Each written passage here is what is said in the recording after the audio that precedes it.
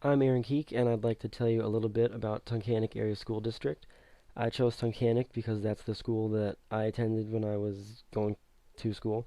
It's where I grew up, and that's where I did most of my observations. So I know a lot about this district as opposed to other districts in the area. For those who don't know, it's a small district about 45 minutes away from Wilkes-Barre and Scranton, and it's pretty rural. Here's just some basic information about the district. The population the district serves is 28,276 people. Of those, 2,818 are students.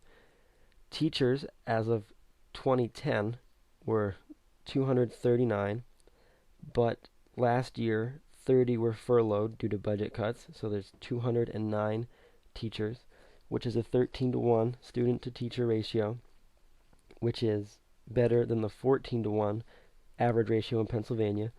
The average income for a household of four is $47,989. The funding per year is $18.1 million, and the religious breakdown is 97% Christian. As far as cultural diversity goes, there's hardly any. Out of those 2,818 students, 9 are American Indian, 14 are Asian, 25 are Hispanic, 28 are black, 2,716 are white, and 26 refer to themselves as other. And the ancestral ethnic background of the people from this area is largely German and Polish. As far as students with exceptionalities, 440 students take advantage of the special education programs. Inclusion is the main form of special education in Tunkhannock. So they'll have aides in classrooms with teachers that cooperate with the aides and make specific IEPs for every individual student. There are 23 gifted students, and every other day they go to what we always called a gifted class, where they get help learning there. Uh, Lately, there's been some No Child Left Behind issues.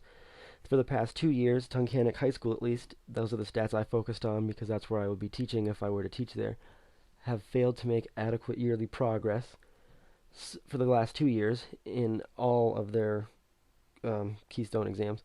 So the school was forced to send home letters letting parents know that they have the option to send children to better performing schools.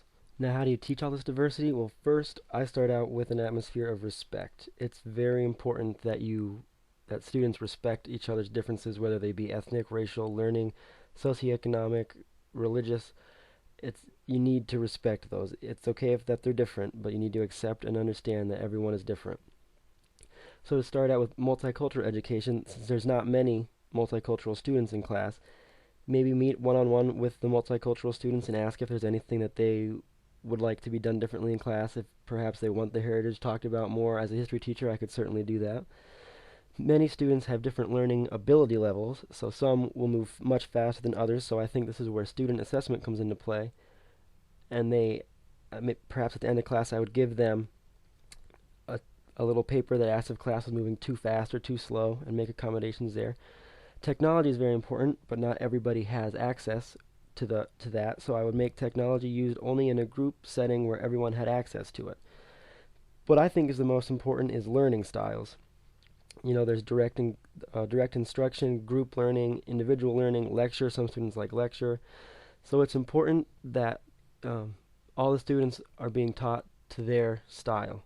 So again, you could use the assessments and ask which is their preferred learning style. And as a teacher, to teach a diverse classroom, you need to be diverse in your teaching methods.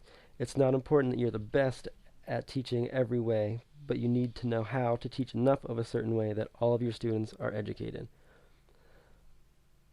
Just to sum up, even in a district like Tunkhannock where there's very little cultural diversity, there's other kinds of diversity, socioeconomic, especially learning styles. I think that's the most important type of diversity when it comes to education.